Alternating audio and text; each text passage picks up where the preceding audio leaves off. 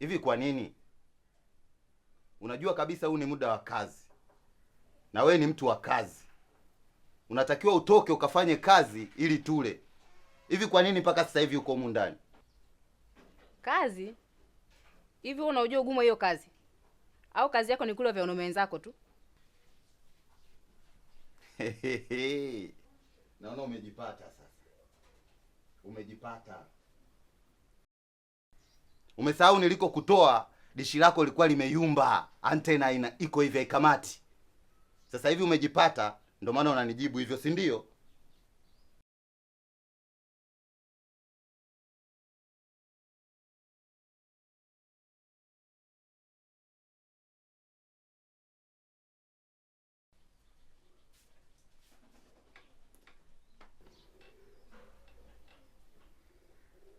Baby.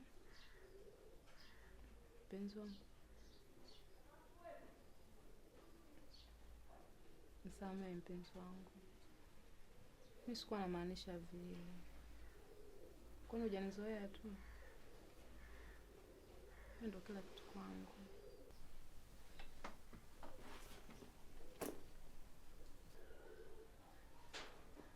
Kapige kazi. Sawa. Nitafanya kwa ajili yako.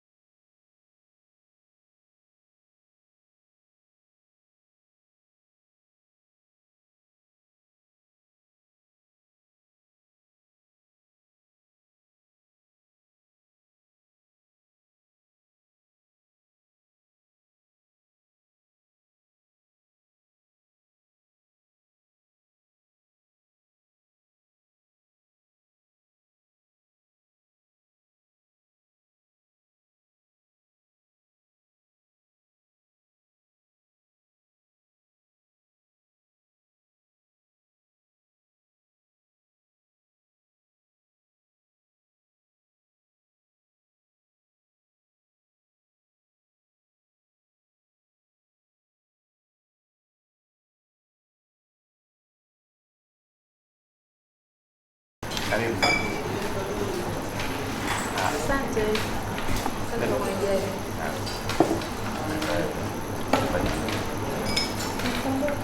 Acha kumdada. Unajua kuona muda fulani huko pembeni kule kama uko sawa hivi tafuta chat nini, nikasema hapana, yule mtoto mbona anastahili majasho nyakati kama hizi. Tatizo nini? Hapana, sina tatizo lolote, ila nimekuja tu kutoa stress. Stress? Basi usijali, mimi niko hapa kwa ajili yako. Nitakupa story tam nini, yaani utasema kweli nimepata mtu wa nguvu wa kukaa naye company. Na nikuahidi tu namna ambavyo nitazungumza na wewe, utasahau kila kitu, utasahau kuhusu kuchati, utasahau kuhusu stress na vitu kama hivyo. Enjoy, achana nayo mambo. Unajua maisha ya tunaishi, tunakufa mara moja. Stress hazina maana yote. Karibu. Yaani una maneno mazito mpaka hata nasahau kuhesabu muda. Unajua ulivyoingia muda ule, ilikuwa kama taa zote zimezimwa, alafu inawaka ya kwako tu, unawaka wewe tu. Sio kama unanidanganya. Sio uongo, sio mchezo.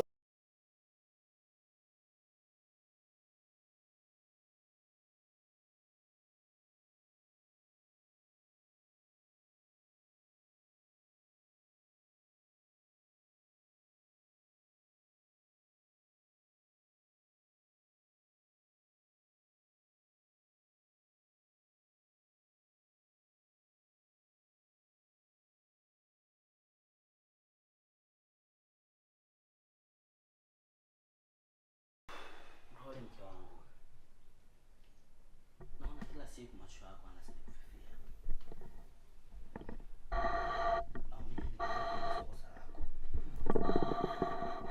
Kosa langu mimi. Na kuna siri kubwa na nzito ambayo nimebeba moyoni mwangu. Siri ambayo ikitoka huenda ikabomoa kila tulichojenga. Nilifikiria dawa itasaidia kupunguza kwa muda. Lakini sasa naona imekuwa bure. Na kila unaponigeukia kwa upole,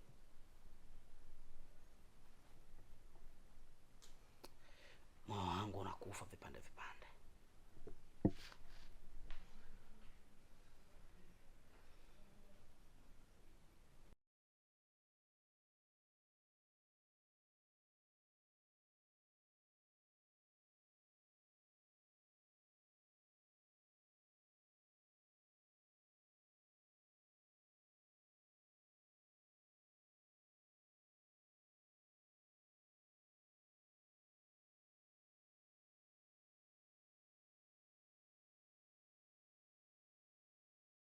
Sisi ndio watu wenye mapenzi ya kweli. Karibu. Sawa. Samani. Nichokie pale jikoni, nisaidie kutoa order pale, tunahitaji chakula. Sasa nilikuwa nahitaji tengenezee kuku mzima wewe. Tengeneze makange. Alafu aweke pilipili fulani hivi kichokozi, kawashe kidogo mambo yawe. Basi sawa, usijali. Hamna shida. Hicho unachokiagiza ni mtego au umeamua tu kunifurahisha? No, sio mtego. Na kama ni mtego, basi wewe ndo samaki mwenyewe. Sasa unatakiwa unase. Si nishaika chambo tena.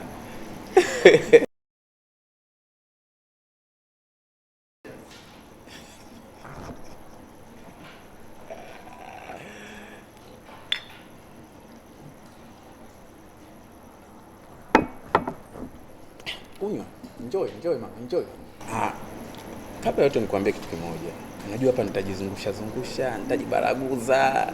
Pointi ya msingi ni kwamba mimi umenichanganya. Mwanaume yote mwenye akili timamu na anajiamini hawezi kuacha mwanamke mzuri kama wewe apite tu hivi kwenye maisha yake. Sio kweli. Hamna shida, usiogope. Just to have fun na nini. Kwani kitu kibaya? Hapana. Hapana, hilo amenishtua.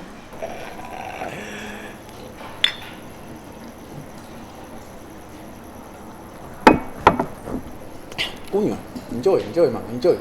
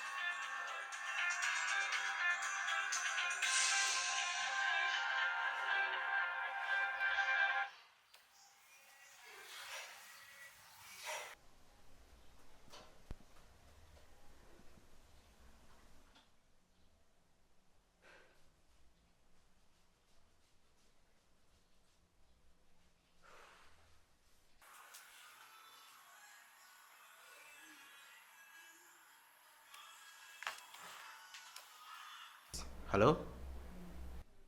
Halo kaka. Giza. Rafiki yangu vipi? Kuna nini usiku huu?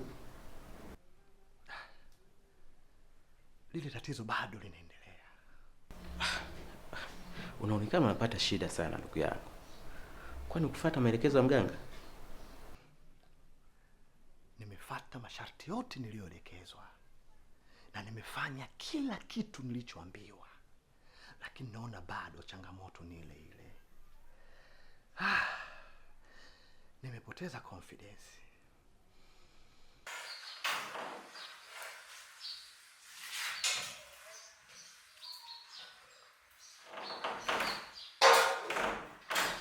Tutakutana kesho tuyajenge vizuri. Usijali. Sawa kaka, tashukuru sana.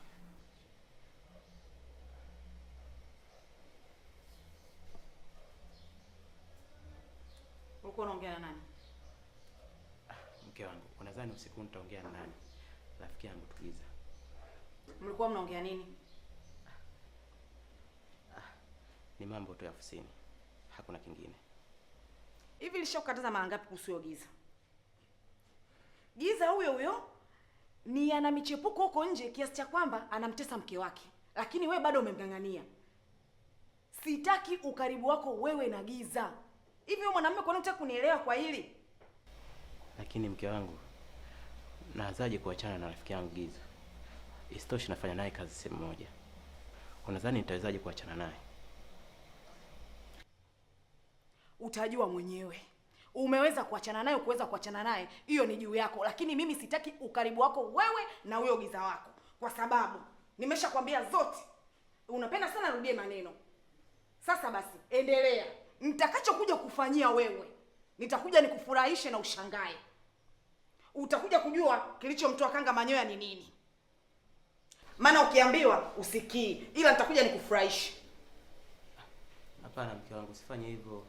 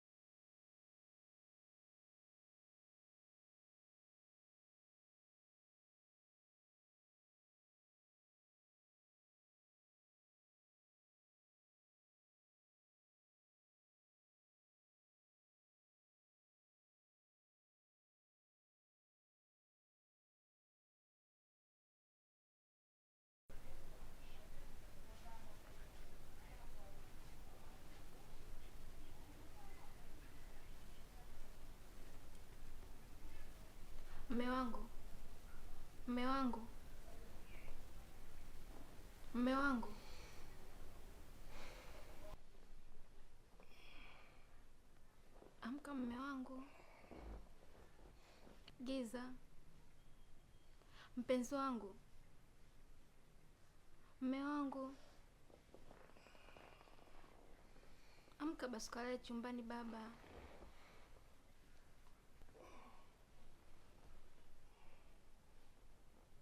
Mume wangu, amka kalale ndani. Sio vizuri mtoto wetu akiamka huku tumelala hapa kwenye makochi. Hata kama tumegombana, aishie tu huko chumbani. Mtoto wetu tuweze kumlea katika maadili ambayo yampasayo.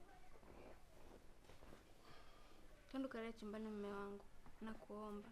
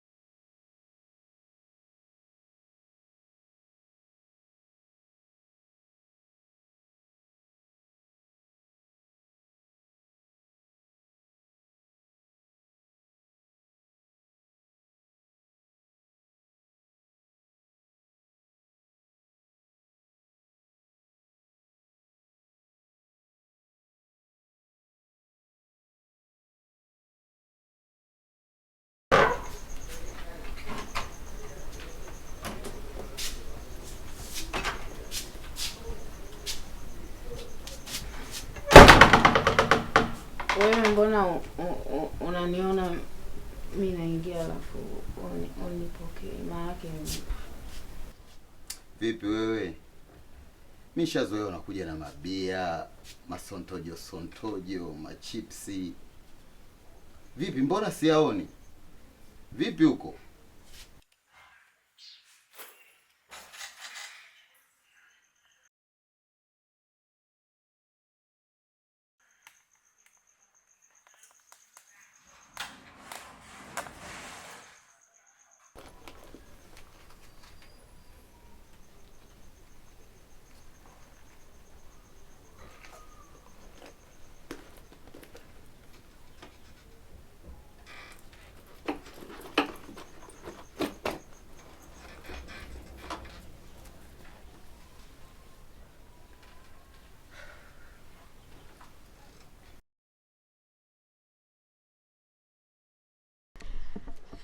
Karibu mdogo wangu, naona leo umeamua kuja kunitembelea.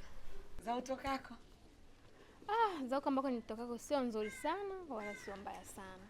Haya, lete kaifa. Na mengi sana ya kuweza kukueleza. Uweze amini. Mume wangu kaniacha kitandani, halafu kaenda kuongea na simu sebuleni na kalala huko mpaka asubuhi. Mimi nafanya kuenda kumwamsha ili angalau hata mtoto wangu akiamka asiweze kumkuta amelala sebuleni. Akaanza kujua kabisa hapa mama na baba wanagombana. Sasa hapo napata picha hilo la simu usiku. Na hisi ndo alikuwa anaongea na bwana mkubwa. Maana usiku na yeye alinyata, akaenda kuongea na simu sebuleni. Nikamuuliza unaongea na nani? Akanijibu wewe mume wako Giza. Kwa hiyo kuna jambo hapa katikati linaendelea kati ya mume wako na mume wangu, si ndio Yote ni sawa hata kama wakiongea. Lakini dada yangu, mimi nimekuja kuomba ushauri. Mimi ndio inanishinda kabisa. Sijui hata nitumie njia gani. Ndoa yangu inaenda kuangamia. Dada yangu nisaidie. Dada yangu, nahitaji msaada wako. Ndoa yangu iko matatani. Nampenda sana Giza. Nampenda hata mtoto wake kiasi kwamba hata siwezi kuelezea. ila bado haitoshi. Kila siku ni marumbano tu ndani ya nyumba, hakuna amani hata siku moja. Nikimgusa tu ananijia juu. Kwanza pole mdogo wangu, unayopitia na umri wako vitu viwili tofauti. Wala yule baba hakustahili kufanyia yote haya, kwa sababu yeye ni mdogo sana. Yeye ni mkubwa, anatakiwa ajielewe, ajitambue kama mume. Ila pambania ndoa yako. Wanaume ndivyo walivyo, lakini hawa wetu sisi waga wanapitiliza kutokana na kazi zao. Hivi unawajua vizuri maaskari? Yaani maaskari walivyo, yaani hiyo ni hulka yao na tabia na haibadiliki. Anapangwa hapa kikazi, anahamishwa, anapangwa pale, anapangwa na kule. Ujue kote huko anamopangwa na kupita. Anaacha vibanda vyake na mote zipo zinafunguka. Kwa hiyo usipokuwa makini na mume wako, kweli ndio unaenda kuikosa. Niulize mimi nimeishi na mume wangu muda mrefu, kwa hiyo ninawajua hawa watu in out. Acha kuzubaa mdogo wangu. Mwanamume nafikia hatua mpaka kukunyima unyumba na bado tu upo unang'ang'ana hapo. Ujui cha kufanya wewe? Komalia ndoa yako. Ndoa sio lele mama. Mpaka umeamua kuyavulia nguo maji, unatakiwa uyaoge. Yawe ya moto oga, yawe ya baridi oga. Kwa sababu hii ni ndoa. Ukisikia ndoa, usije ukafikiria ndoa kitu cha mchezo. Ndoa ni kitu hasa. Ulivyoacha kwenu ukayafuata yale nyumbani kwake, basi unatakiwa uyapambanie. Usifanye masiara na ndoa wewe. Unamchekea sana mume wako. Hivi mdogo wangu, unawezaje na kukaa na mtoto wa mtu? Usiopambana ukazaa mtoto wako, unaenda kuchukua mtoto wa mtu unamlea. Hivi inakuingia akilini? Uko serious kweli na ndoa yako wewe? Mwanamume anatoka anakuletea mtoto na unakubali tu kila islaisi, unamchukua eti unamlea, unamkumbatia. Kwa nini usizee wako na kati wewe pale kwenye ndoa yako? Ila mwanamume mwenyewe hata unyumba wenyewe hataki. Lakini pia yule mtoto aliniletea na kuniambia mama yake alishafariki. Na muonea huruma yule mtoto, ndio maana najitahidi kumpenda kweli na kumwonyesha mapenzi kama mama. Sitotaka ateseke yule mtoto. Ila ushauri wako nitaufanyia kazi. Na asante sana. Maana wewe unajua kuishi na maaskari. Na mimi nitajitahidi sana. Patakapokuwa pananishinda nikipata changamoto, nitakuwa nakuja kwako dada yangu. Usinichoke. Aya, karibu.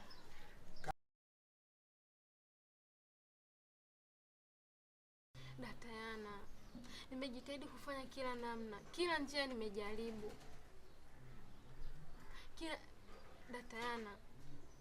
Kila njia nimejaribu, lakini nashindwa kumpata wewe mwanaume.